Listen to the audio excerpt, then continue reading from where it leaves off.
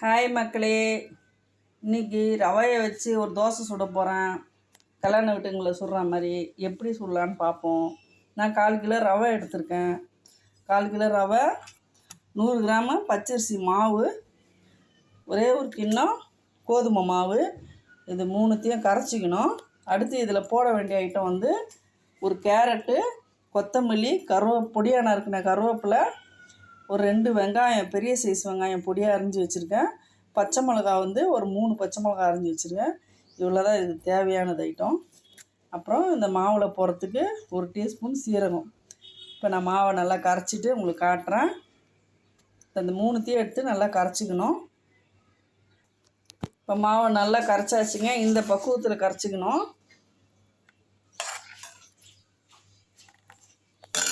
அவ்வளோதான், நல்லா கரைச்சிட்டேன். இப்போ வந்து இதில் வந்து சீரகம் போட்டுக்கலாம் கொஞ்சமாக.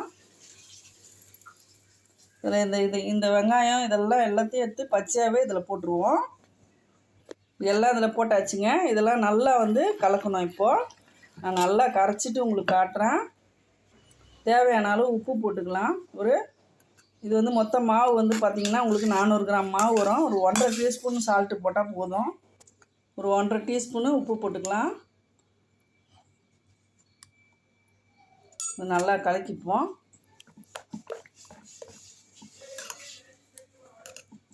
மாவு வீட்டில் இல்லை அப்படின்ற ஒரு நிலமை வரும்போது அவசரமாக வந்து செய்யணுன்னா நம்ம இந்த மாதிரி செஞ்சுக்கிறாங்க. தோசை சூப்பராக இருக்கும். கல்யாண வீட்டில் செய்வாங்களே, சின்ன சின்னதாக சுடுவோம் இல்லைங்களா, அந்த மாதிரி இருக்கும்.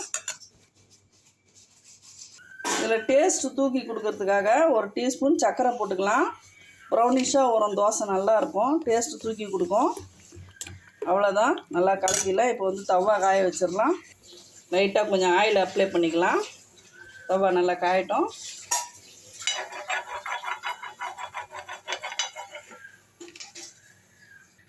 இது வந்து இட்லி பொடிங்க, வீட்டில் செஞ்ச இட்லி பொடி, உளுத்தம்பருப்பு வச்சு செய்கிறோம் அந்த பொடி. இப்போ இந்த மாவில் நல்லா வந்து கலக்கிட்டு அது தோசையை ஊற்றிடலாம். சின்ன சின்னதாக தான் ஊற்றணும். இது அப்போ தான் நல்லாயிருக்கும், அழகாக. கல்யாண வீட்டில் கொடுக்குறாங்க இல்லைங்களா, அந்த மாதிரி பொடி தோசை, ஆனியன் பொடி தோசை.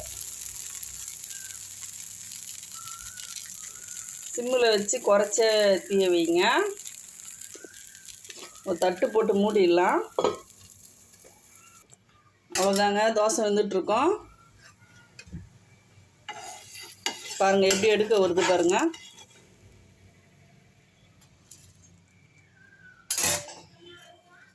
தோசை பாருங்கள் எவ்வளோ சாஃப்டாக இருக்குது பார்த்தீங்களா. இன்னொரு தோசை ஊற்றுவோம். லேசாக எண்ணெய் ஊற்றிக்கலாம். மாவு இல்லைன்னா கவலைப்படாதீங்க. இந்த மாதிரி ஊற்றுனீங்கன்னா டேஸ்ட்டும் நல்லாயிருக்கும். ஹெல்த்தியான தோசை இது.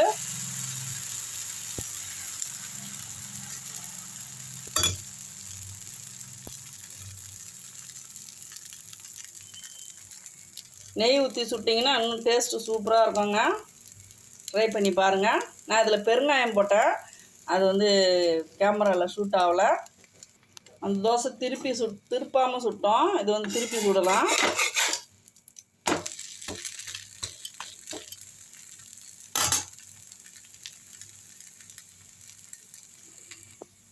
தோசை ரெடி ஆகிடுச்சுங்க. இது தேங்காய் சட்னி ஒன்று பண்ணிக்கலாம். பாருங்கள், தோசை ரெடி. இப்போ தேங்காய் சட்னி பண்ணிக்கலாம். ஒரு அரை முடி தேங்காய், ஒரு 2 டீஸ்பூன் பொட்டுக்கடலை, 2 பச்சை மிளகாய், இவ்வளோ தான். இதுக்கு எதுவுமே போட தேவையில்லை, அப்படியே அரைச்சிடலாம். தேங்காய் சட்னி ரெடி. இப்போ ஒரு தாளிப்பு கொடுத்துடலாம். ரவா பொடி தோசை ரெடிங்க, தேங்காய் சட்னியோட. கண்டிப்பாக இந்த ரெசிபியை வந்து நீங்கள் வீட்டில் ட்ரை பண்ணி பாருங்கள். டேஸ்ட்டு நல்லாயிருக்கும். வீடியோ பிடிச்சிருந்தா லைக் பண்ணுங்கள், ஷேர் பண்ணுங்கள், சப்ஸ்கிரைப் பண்ண மறக்காதீங்க. தேங்க்யூ மக்களே.